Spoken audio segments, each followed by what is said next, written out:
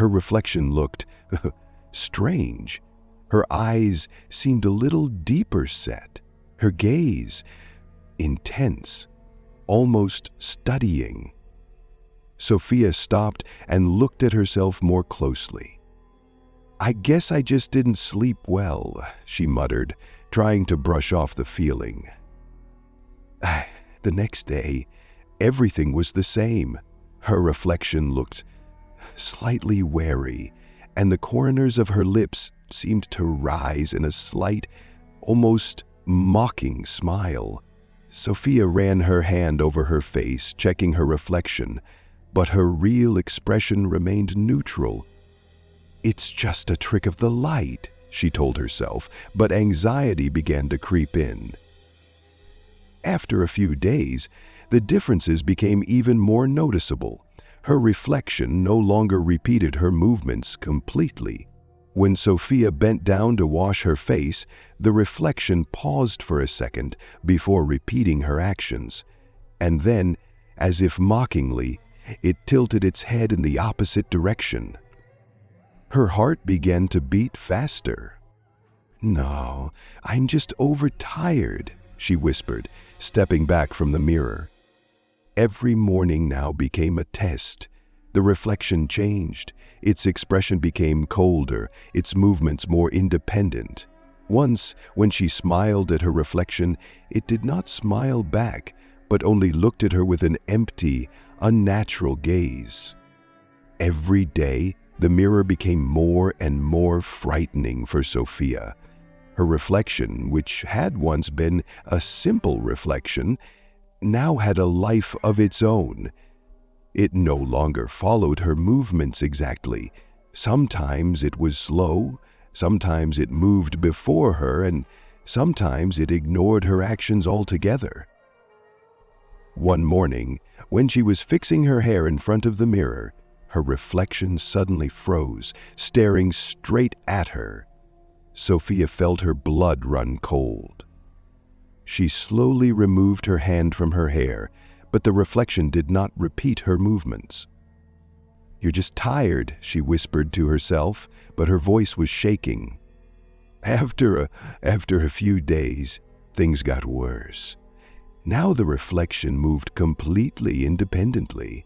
When Sophia washed her face, her reflection folded its arms over its chest and looked at her mockingly.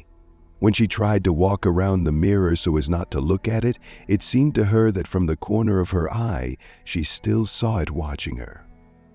The most frightening thing was the morning when she discovered that her reflection was smiling.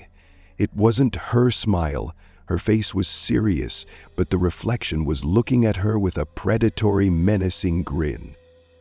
"What do you want?" she breathed, looking straight into the eyes of her double. The reflection tilted its head, as if studying her.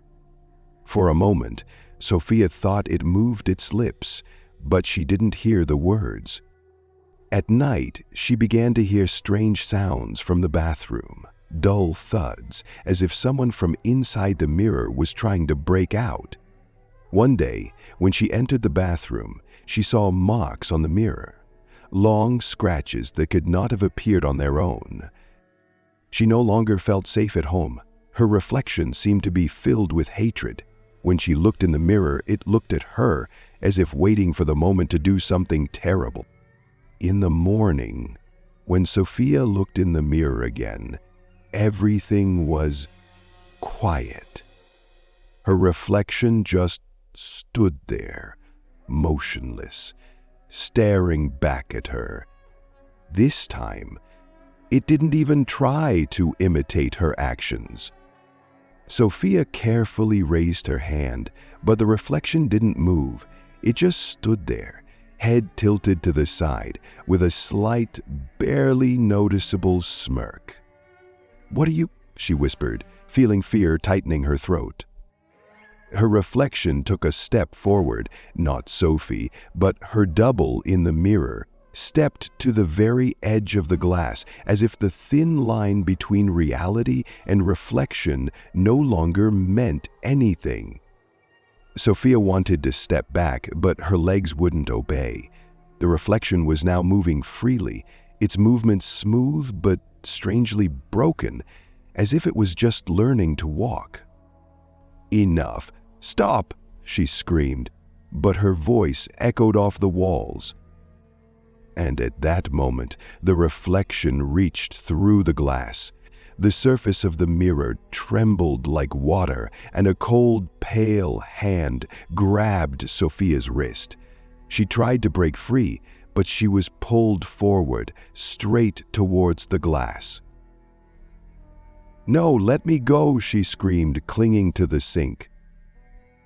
The last thing she saw before everything went dark was the face of her reflection.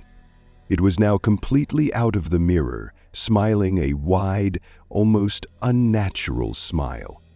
When Sophia opened her eyes, everything had changed.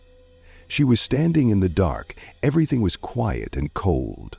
Her voice sounded muffled, as if she were behind a thick layer of glass. She tried to move, but met a smooth surface. Sophia realized the truth. She was now inside the mirror. Outside, her reflection lived her life.